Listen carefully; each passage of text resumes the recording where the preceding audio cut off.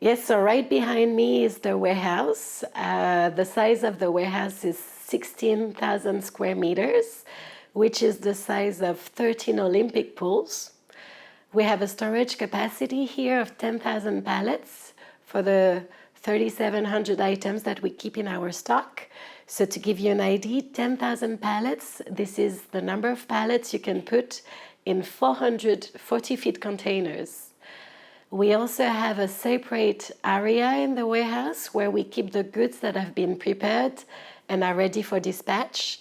And for this, we have an additional storage capacity of 6,000 pallets. We have a fridge here as well of 140 square meters for our cold chain items. The nature of the items that we keep here in the warehouse makes it a pharmaceutical warehouse. We have a pharmacist here on site who is responsible for making sure we stick to very strict policy, the EU GDP, the good distribution practices. So for example, we need to make sure we maintain the temperature of the warehouse between 15 and 25 degrees Celsius. We need to clearly label all the boxes.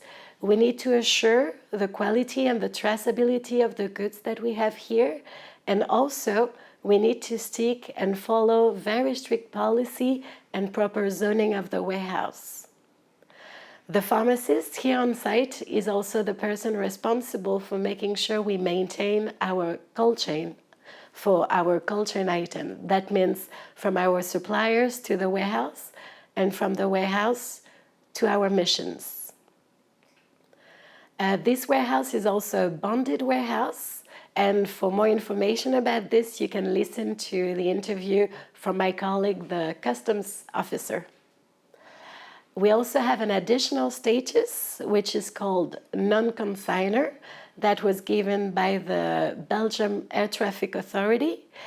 We follow very strict security protocol in the warehouse that makes it as secure as an international airport.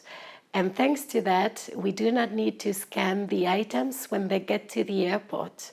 This is an amazing advantage in terms of the money we save and the time we save. To give you an idea, this can save us up to 48 hours on air shipment, and this is one of the reasons why we are so quick to get to our emergency context.